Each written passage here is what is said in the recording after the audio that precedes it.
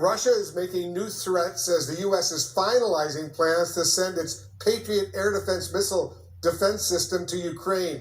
The Biden administration could make an announcement on that as soon as this week, as we reported first right here on CNN. Let's go to CNN senior international correspondent Will Ripley. He's joining us live from the Ukrainian capital of Kyiv right now. So, Will, tell us more about what the Kremlin is now saying. Wolf, tonight the Kremlin is essentially saying that once Patriot missile defense systems arrive here in Ukraine, they will become a prime target for Russian airstrikes that, as of late, have been targeting the civilian power infrastructure, which is exactly why the Ukrainians have been calling for the Patriots, because they want to prevent millions of people from being plunged into the dark and the cold as we get ever closer to the start of winter, and temperatures are already well below winter temperatures that most of us are used to experiencing. It is frigid here. People have been dealing with power outages for weeks, and Russia tried to do it again here in Kyiv, just a short distance from our hotel, early this morning, when many people, including some CNN staffers, woke up to the sound of explosions. A terrifying way to wake up in Kyiv. The chilling buzz of another drone attack on the Ukrainian capital, caught on camera. The rumble was like from a moped. That was the sound it made, says Svetlana. It fell behind the houses, and then there was a strong roar, an explosion.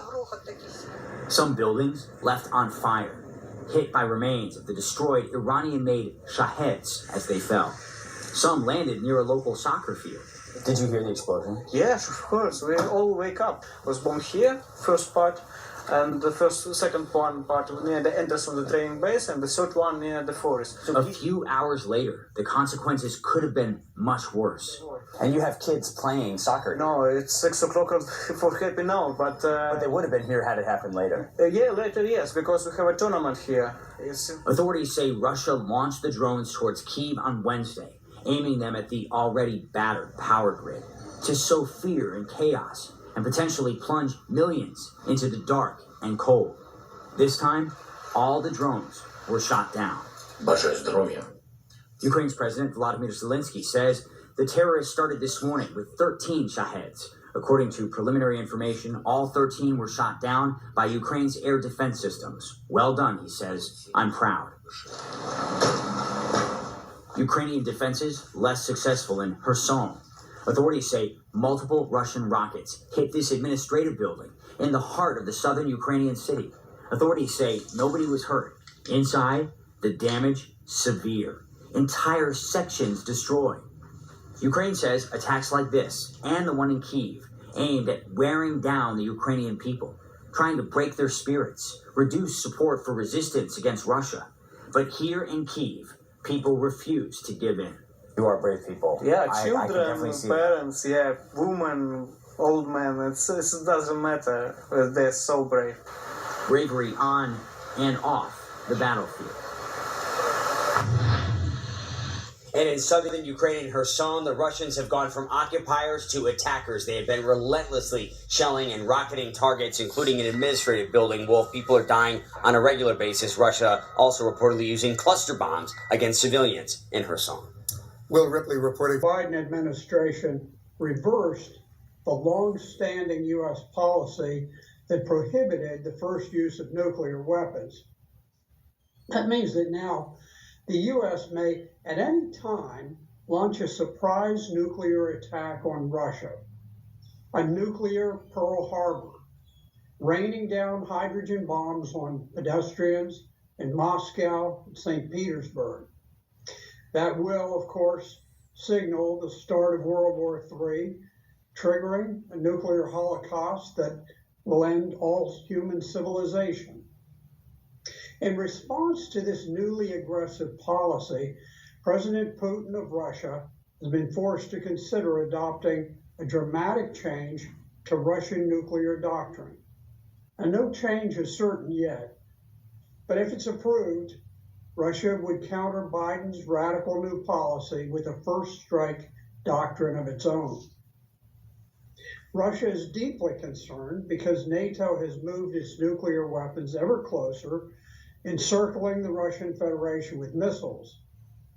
At the same time, the U.S. has allowed We don't know, perhaps encouraged Ukraine to launch provocative drone strikes deep within Russia in an attempt to destroy Russia's nuclear deterrent forces. Russia is a nuclear superpower with 6,000 nuclear warheads. 1,588 of them are ready for immediate launch at any time. A robust second strike capability would survive any American surprise attack on Russia. That second strike capability could rain down hydrogen warheads that would destroy New York City, Washington, D.C., the Pentagon, and hundreds of other targets across America.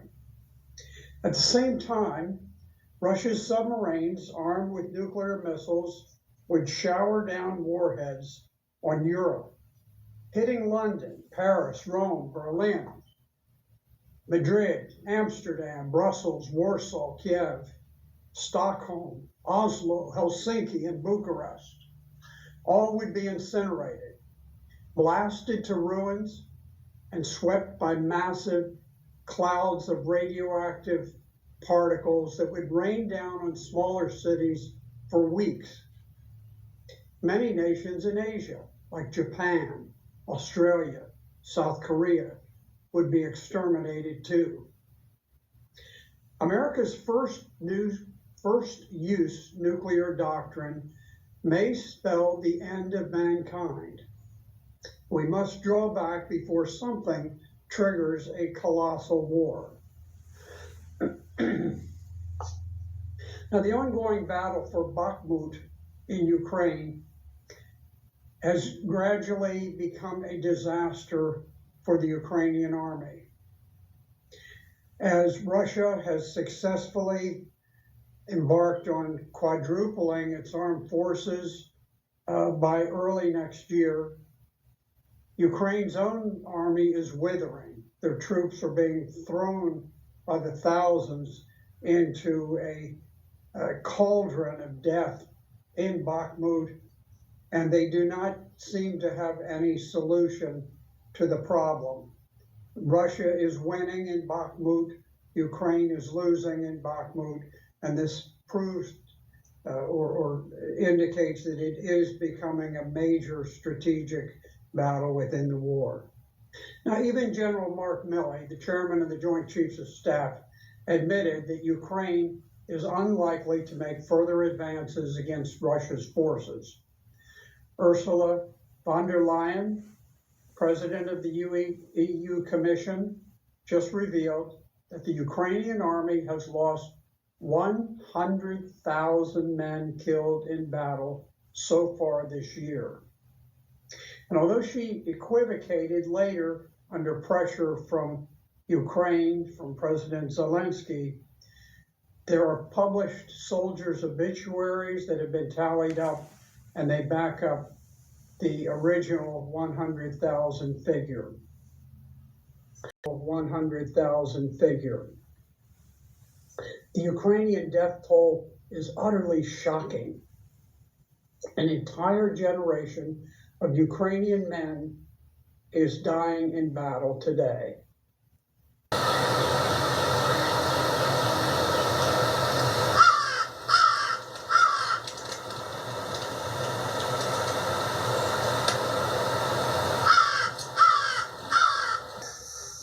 Construction is booming everywhere. The industry can't keep up with the demands. The way the world is now, all of civilization is just burning down. People don't want to go outside. They want to fix up their homes. They want to turn them into fortresses. Yeah, people are moving out of the city, I guess. Funny how that's happening. It's the fourth turning. Big pardon? Historical events, they don't just happen. They're set into motion by great men, generational personae. And each one of these unleashes a turning that lasts about 20 years, more or less. And every 4 turnings is a seculum, which is about the length of a human life. there's a crisis. In this country, the crisis is always war.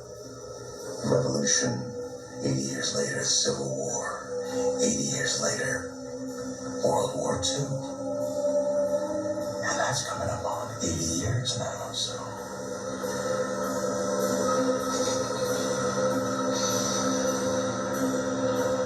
Something's about to happen.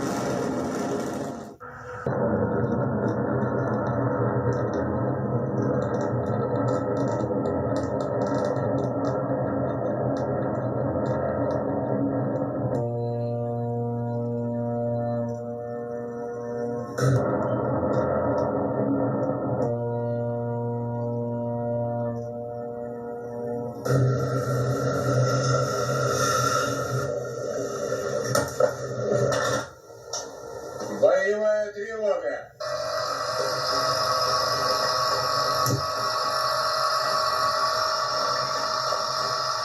Боевой курс 80. Глубина 45, крен 0, дифферент 0, лодка держит глубину.